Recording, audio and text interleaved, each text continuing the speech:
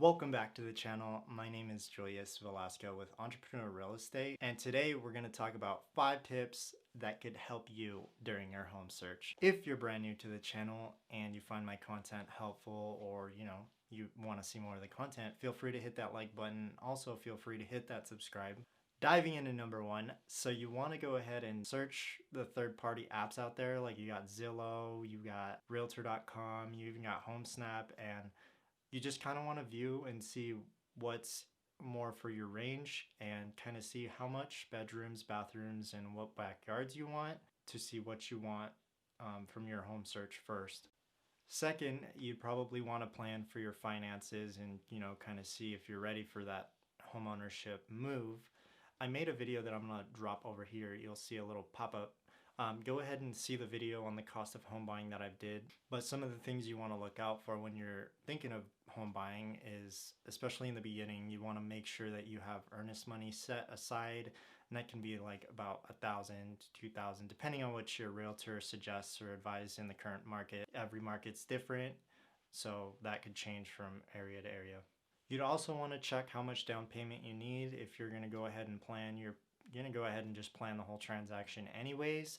So, you'd want to look into your down payment, kind of what associated fees would be involved as far as home inspection goes.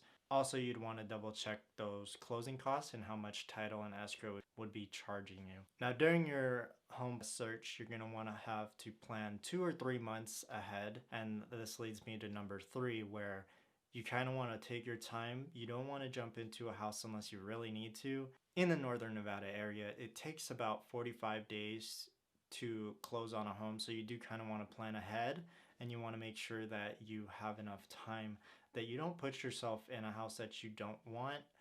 For my clients, I like to coach them and say, is this a home that you would call home? Because at the end of the day, I'm not the one who's going to live here. It's my clients. So definitely take your time. Don't jump into something that you don't feel like is for you or your family. Now, once you've planned out your time, you've planned out your finances, and you've pretty much found the kind of houses you want to see on Zillow or those third-party apps, you're going to want to get a pre-approval, because if you find yourself in a position where you want to write an offer on a home, in our current market right now in 2020, the sellers out here in our market aren't really going to entertain an offer without a pre-approval letter.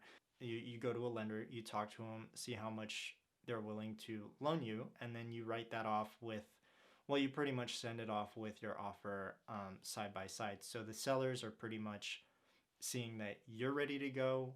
And that's also where the earnest money comes in, because in the offer that we have here in Northern Nevada is you write an earnest money pretty much offering that you're willing to set aside this money for risk. And also, I'll put a video up here as well, so you can take a look at what earnest money is in a whole detailed video.